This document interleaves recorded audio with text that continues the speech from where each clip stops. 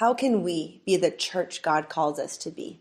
In 1Corinthians, Paul is speaking to a community of Christ followers who loved God, but began to struggle with what it looks like to actually live out the gospel in their real lives, how to really be God's church. Paul points out how there's so much division amongst them. They're not living any different than the world around them. He asks, are you fighting with one another? Are you comparing yourselves to others?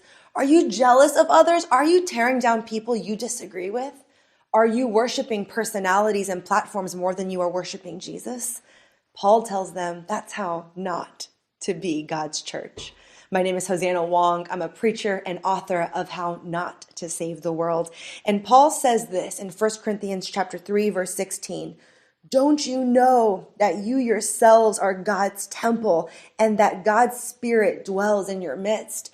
Paul isn't talking about a physical building. He's saying we, the community of believers, those who have made Jesus the Lord of our lives, do we know that together we form a temple where God's Spirit lives? If there was a temple where people could experience God and have their lives transformed, wouldn't we do all we could to protect it, to make sure no one tears it down? Because we want people to be able to experience God.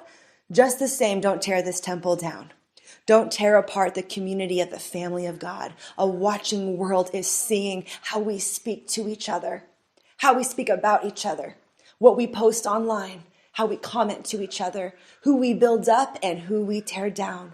Let's remember we are where God's Spirit lives, a church, a community where people can join us and experience God.